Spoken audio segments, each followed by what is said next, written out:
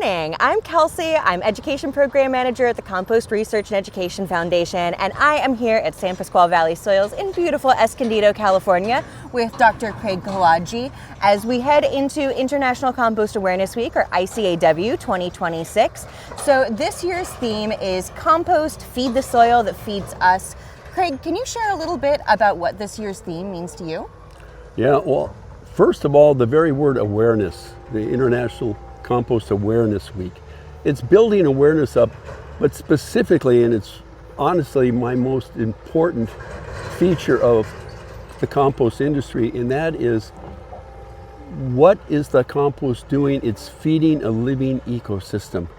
And when we talk about soil health and building soil health, we immediately imply that it's a living system, because only living systems have health. And therefore, this emphasis on a living world, a living ecosystem that exists right before our eyes in the form of compost as the feedstock for this livestock that is absolutely essential for developing soil health is, to me, what this theme is all about. And it's probably my favorite theme. Okay. Wonderful. So here at San Pasqual Valley Soils and the businesses that surround it, you're actually doing a lot of really great things that tie really perfectly back to our theme. Can you let us know a little bit more about what's going on here at San Pasqual Valley Soils? Yes, we are affiliated with the Frank Conine Dairy, which has been here over 60 years.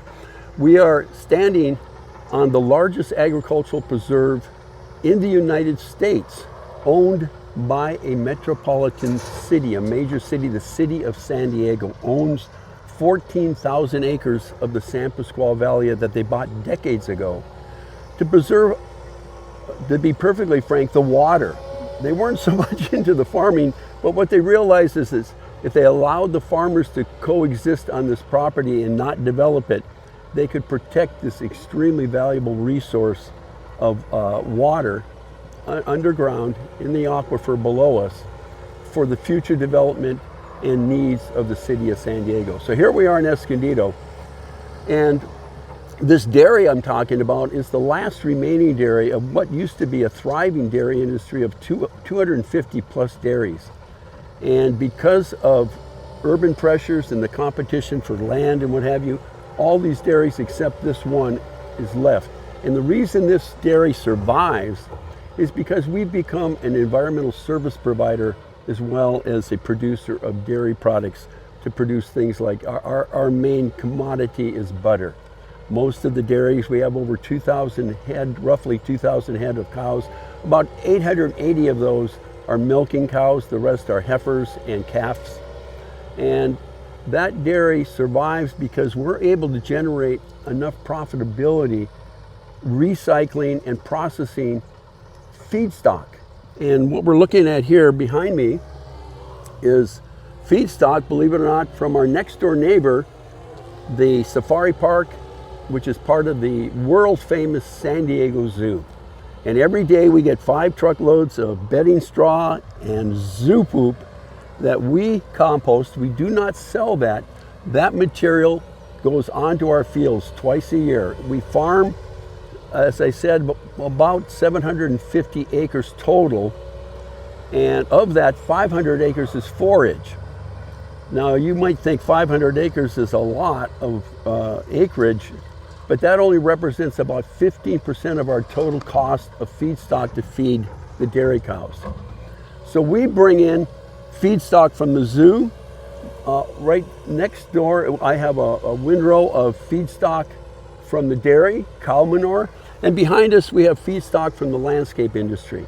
So we're taking feedstock in to process it and capture that energy that's in that feedstock so that it can then be utilized by the landscape industry and the local agricultural community.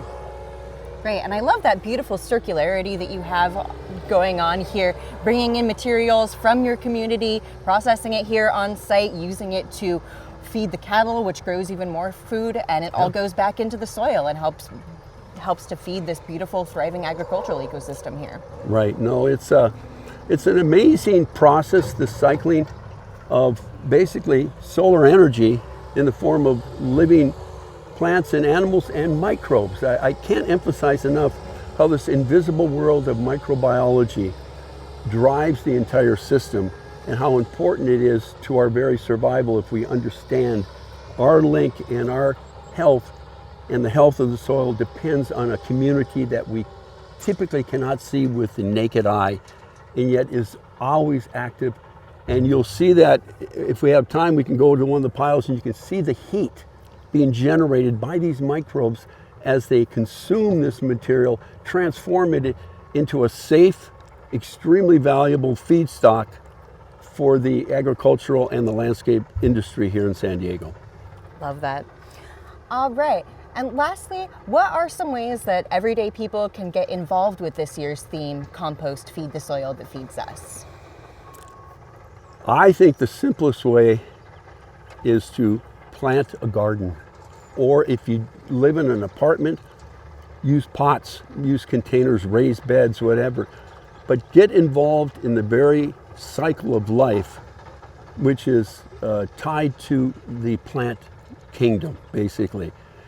And in the process of growing a garden, you intimately become involved in the microbes and the soil quality and the health of the soil to produce that crop. So the very simple act, in any way you can, of gardening or farming, if you've got some land, and many of our customers are small part-time farmers. I would say most of our customers are small part-time farmers. San Diego County has more small farms and organic farms than any county in the United States. And yet the average size of a farm, 70 to 80% of our farms are 4 to 9 acres. Not big expanses like us. But I would say, yeah, get your hands in the soil and start working with the feedstock that feeds and creates that soil health, and you start to tie together. You talked about the circular economy and the circularity and the cycling of energy. That's the simplest, easiest way. And then educate yourself. The awareness part of this week is going to be about you taking some time to educate yourself on this wonderful world of soil microbiology and how you nurture it and steward it and manage it. That would be it in the simplest form. Get engaged in your community. You know, it's interesting, the root word of compost is C-O-M. It's also the root of community, and it's the root of so many communication. All of it has ties together, and it has to do with we are communal humans that depend not only on each other, but we depend on this wonderful world that we can't see, but that we need to nurture and feed.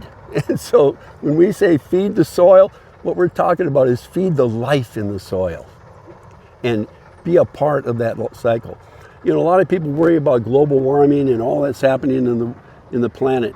And the simplest way is to get involved in the very process of cycling energy and do it in a responsible and environmentally sound way. And that's what composting does, and that's what gardening does for you. It gets you directly involved in the solution to so many of our problems.